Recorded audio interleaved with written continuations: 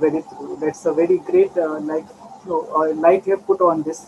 So next question which is coming to my mind is that, like, it's not a question actually. This is a kind of like, if it's a kind of insight what I'm getting, that all the great leaders, they are salesmen actually. They have started their career, almost most of them, they started their career as a salesman, and then they reached to the top position like CEO or COO or something low top positions. So what did you comment on this? Absolutely. Absolutely. That's it. Such a great point you are making, Naresh, because I'll tell you, sales is not about selling a item or selling any one something in exchange of money. Sales is much broader. Suppose when Martin Luther King said, I have a dream, and he wanted to probably bring equality in US, like I said, that point of time, he was selling his idea, not for money. Of course, like I say, he wanted people to subscribe to his idea. So if you are a musician and if you are putting it up to probably in the YouTube or somewhere, you are kind of selling the idea. You are putting that up for a subscription for somebody. So this very idea of, let's say, getting across the idea to somebody is kind of sales process, isn't it? So that is why whether you are in technical, you could be a scientist, you could be you're saying great player, you could be artist, you could be whoever, but you have to essentially put forward your idea and convince people to buy that idea. You have to persuade people to subscribe to that idea. So to even politicians, they have to sell their ideas to get votes, Exactly. isn't it? Yes, It correct. may sound little sound might little gross, but that's true. So in some form or other, sales will always be needed, not in terms of exchange of money or something, but in terms of exchange of ideas, in terms of values. So from that perspective, you made a great point. Every big leaders or great leaders, they can put across those ideas, and that is why any business leader, if I'm a business leader, or if somebody is starting up a entrepreneurship, then he has to sell his ideas to venture capitalists to raise fund. So we cannot see in isolation. For any business endeavor, for our life, it will be a very integral part. I think that skill is very integral. Correct, correct, correct. Yeah, very true, very true. From this, what I'm able to deduce is that, so that every person is a salesman exactly. Actually, what I'm able to Absolutely. deduce from this discussion actually, that every person is a salesman, because there is always a transaction is taking place, exchange of ideas is taking place. What did you say on this actually? Absolutely, that is what I said. Like say, we persuade each other, and if persuasion is a part of sales process, then of course, like say, in some form, we all are salesmen. Yes, yes, yes. We all are salesmen actually. So one more thing actually related to this only, like student also, in fact, most of the time the mostly the freshers, or until and unless one student does an MBA, Hmm. when he is able to do MBA, he is able to get all those information that yeah, sales is also a good career. But before that, if one is like behind, like he's only a graduate or undergraduate, the sales career never comes to mind, or if somebody says also he has a very different opinion, what are the factors which is influencing them not to choose this as a career? I think one is of course awareness. We have discussed that point. Maybe as a society, we may not be aware about the possibilities of sales career. Secondly, sometimes we feel that like we have wrong notions, which is probably society has put on ourselves, that okay, if you are a doctor or engineer, then only you are successful in life. If you are not this thing, because in traditionally on traditional education system, what has happened, it was always middle class family or middle class parents will always push people to take up professional course, isn't it? Either you have to become engineer or a doctor or chartered accountant or lawyer, but nobody would have probably thought that, let's say, sales could be the topmost priority for as a career. So that limitation of understanding also probably adds to that. So awareness and that limiting belief that sales may not be the right thing to do. Second thing is that I think like people need to have also confidence to do something. Suppose, as I said earlier, also in your family, if everybody is a doctor, and if you have seen from your childhood how doctor works, you will, your subconscious mind will pick up. Okay, I can also be a doctor. That's how in the musical family, everybody tries to be musician, or they can at least pick up. But in a family where there is no tradition of music, it is very difficult to be musician there. Like I said, there are exceptions. I'm not saying that there are no exception. If your father was a great salesman, or he was a sales leader, then it would have come very naturally to you. So in our most of the families, because our earlier generation, not too many people were there in that field, so their children have not seen that. So I think that is another reason. And as I said, like if people think that it is rewarding and it can be done, then I think it will definitely be more people will opt for it. That is what is my take. That's really true, and definitely it is going to happen. It's a matter of time actually. People, there will be awareness, and they'll Absolutely. choose the sales as a career. Now, you know, like there are three streams basically: arts, commerce, and science. The commerce one, they are already ambitious and they know what they wanted to do. That's why they choose the commerce actually. Now, for the science actually, what happens?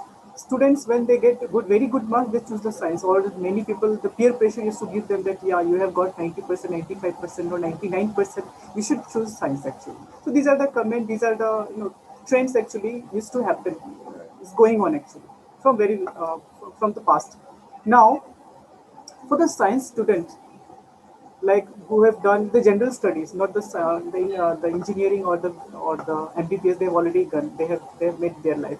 Now those who are doing general studies, I mean, for them, what kind of advice would you like to give for regarding the career in sales actually? Because they are not aware, they are like half in the middle of the path, where to go, whether to go to the MSc or whether to do some kind of like government exams preparations or etc.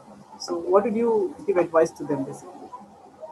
Yeah, I think that's a very relevant question, and lot many people are young generation, particularly people who are probably completing their studies and they intend to start their professional journey. That point of time, we all go through that kind of dilemma. Which one to, like say, where do I probably try to be in? And most of the many times, people who do not have choice, or they just flow with the go with the flow, and whatever is available they do, and later on they regret. Okay, like suppose somebody wanted to be a banker, he becomes a teacher, and then later on he realizes that that was not his forte and he did not like. So that kind of scenario all the time it happens. So I will tell that it is better to do little bit of self reflection, that what in the long run they want to do and what will suit them. Then what will happen, you may not get immediate breakthrough, but don't get bogged down by that. I think they can plan that if I intend to be in corporate world, then I have to go to corporate world, not to probably teaching. Then even if I go get a immediate teaching job, I might probably still wait for some time, or maybe let's say even if I take up teaching job, my effort would be to get into corporate. So know your interest, or do some bit of soul searching, or reflect on your this thing, understand your interest. That is point number one.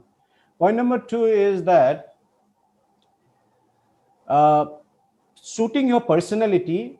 And if you think that like you can go for particular career, it can be developed. So don't decide depending on your current skill set.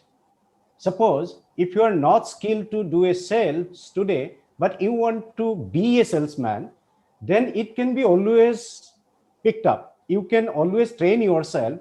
So don't make your career choice at your current skill level, because skills can be acquired. Even if you do not have skills, that eventually you'll be, if you spend 6 months, 1 year time, you will be good at that. Suppose I don't have a like a negotiation skill, but I can always learn negotiation skill.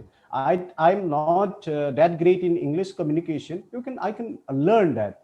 So that is the second thing. Like many people will think that like say, oh, I'm not good at this, good at that. So if I cannot speak English, how can I be a salesman?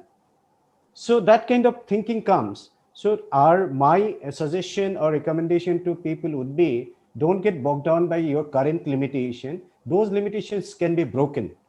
You can put effort, and there are today good part is that so many things are available today. You don't have to even spend so much of money, and everything can be acquired today. All skills can be acquired. You just need deliberate attempt to that.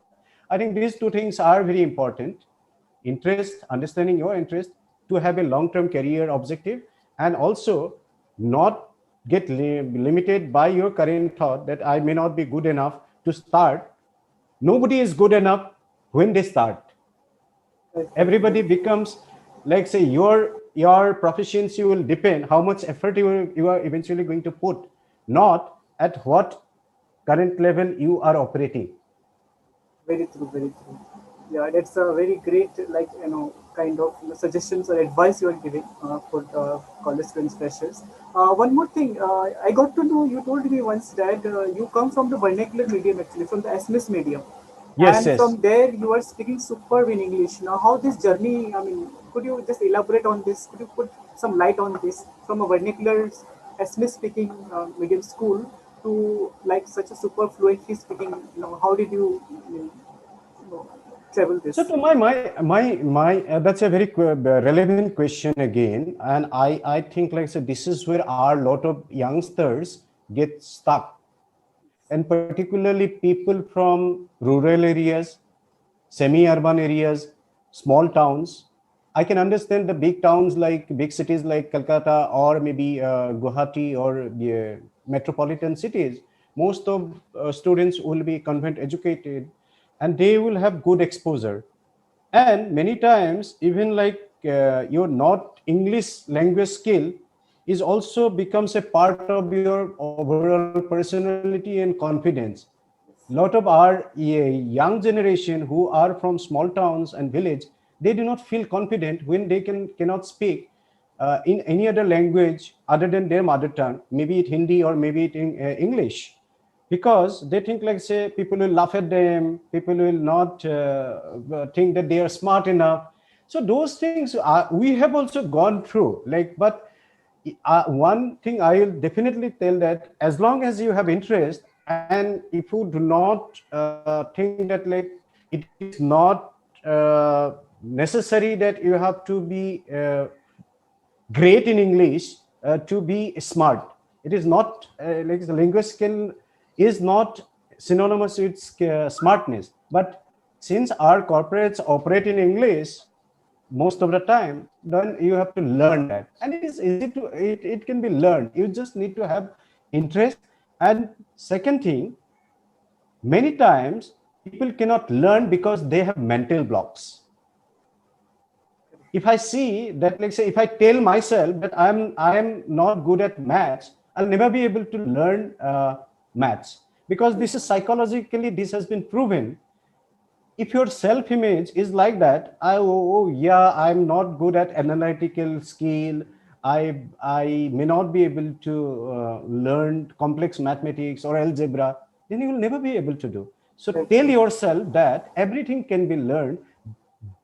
Break that myth, that mental block, then I think it is possible. And today avenues are there. You can watch videos, you can see movies, you can read newspaper, you can read in the net. So many avenues are there. So you just need to observe, and like say, how children learn language.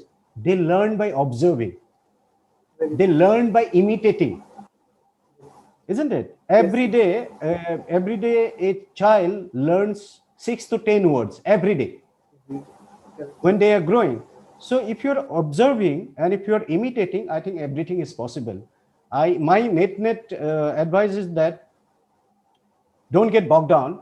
It can be learned. Yes, yes. Correct. It is possible.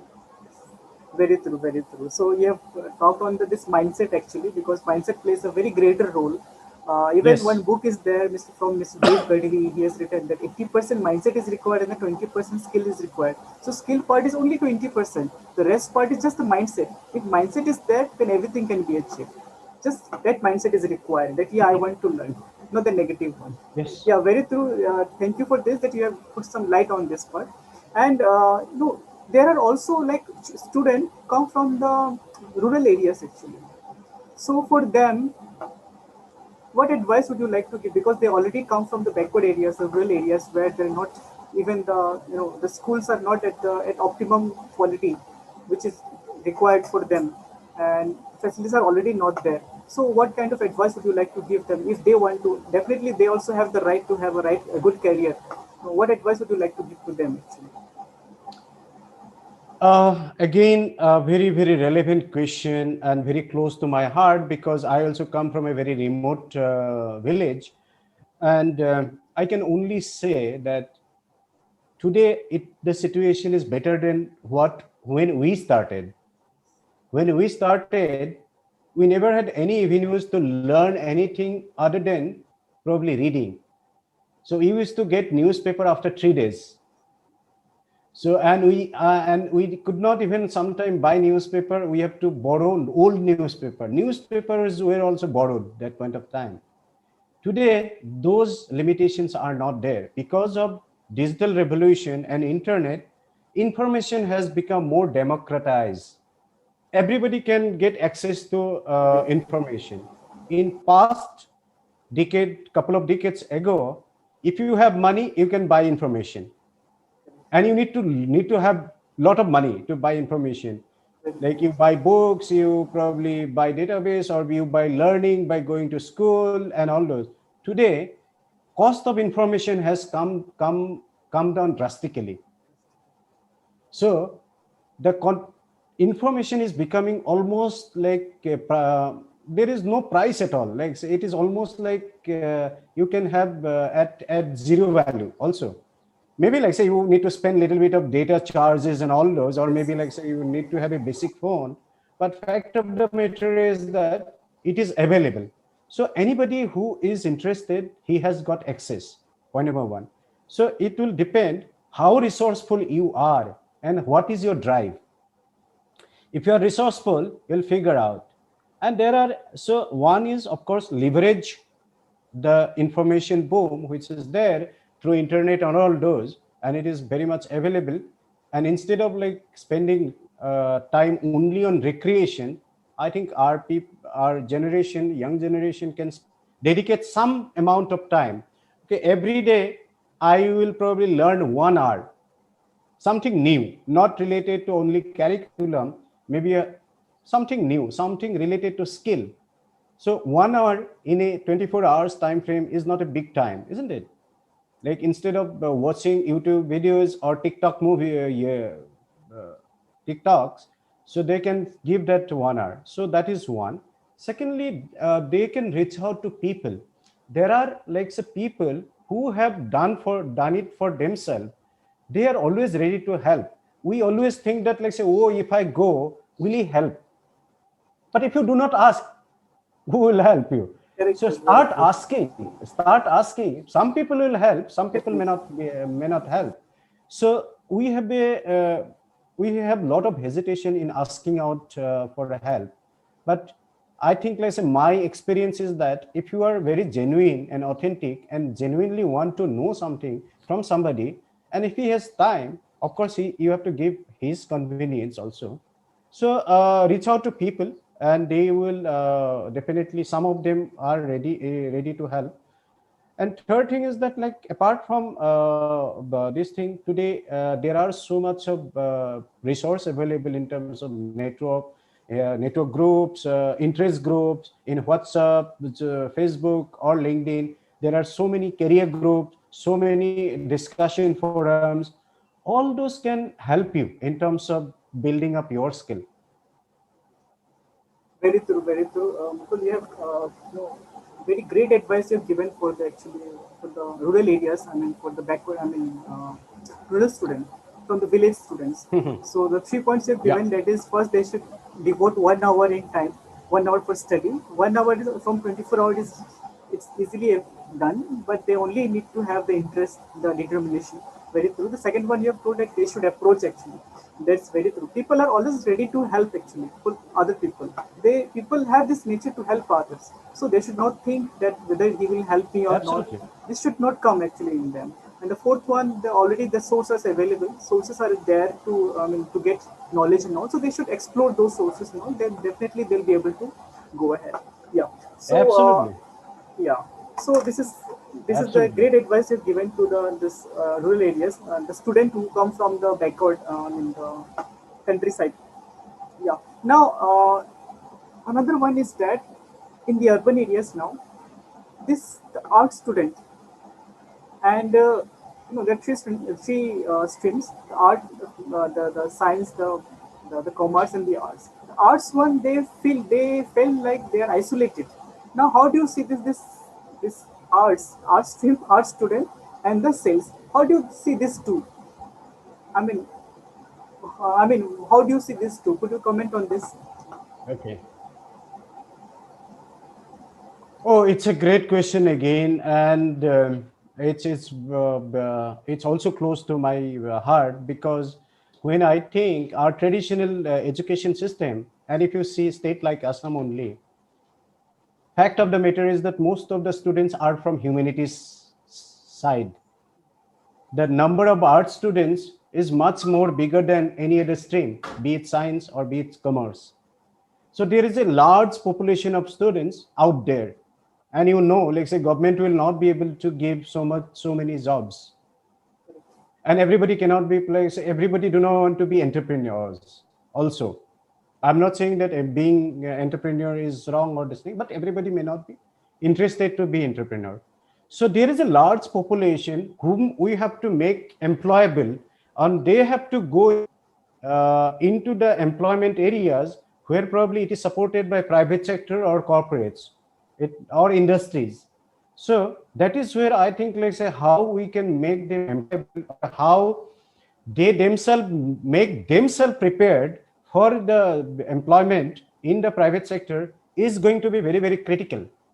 And here again, there are myths, there are like wrong notions which are at play. I'll just tell, let's say, I have seen these leaders who come from arts background, who probably study either language, literature, or history, but that has never become limitation for them in terms of doing business or growing business. And there is a very, very common notion. Suppose you are going to a tech industry, and you cannot be from humanities stream and be in tech industry. That is also not true, because I'll tell you, like, when today nowadays what is happening, when we are building workspace, workplace, and work culture, we want different people, different ideas. So we need people from humanities, we need people from science stream or engineering, so that cross pollination of ideas can happen. And that is why in design also today, when the designs are made, not only engineers do the design, there are creative people, there are probably, like say, people from creative side, so that both the engineering side and creative side marry, and we get great output out of that. So so from that perspective, my suggestion would be, it will never be a limitation. If you're studying humanities, it is never be a limitation. If you're studying economics, statistics, anyway, it can directly help. Otherwise also, even if you are studying linguistics, literature, or sociology, or geography, that doesn't really matter. What would matter, how can you are to learn new things. Like, I'll tell you, Sundar Pichai, the CEO of Google, he studied metallurgy in IIT Kharagpur. Because he was interested to computer science, he became the CEO of Alphabet, which is the probably biggest information company in the globe. He was not a computer science engineer. So it really doesn't matter. Like, only thing is that you have to be ready that okay, I'll learn. I may not be knowing today. We all keep learning. Like, it is not that you know everything if you spend some time. So learning is ever evolving. That's what is my advice. That's very great advice you've given for the arts students. So that they also feel inspired. That, yeah, the stream they have chosen is not bad. They have just to keep effort, put effort, and they definitely they can help. So I mean, these are Abs- the advice you've given for the art students.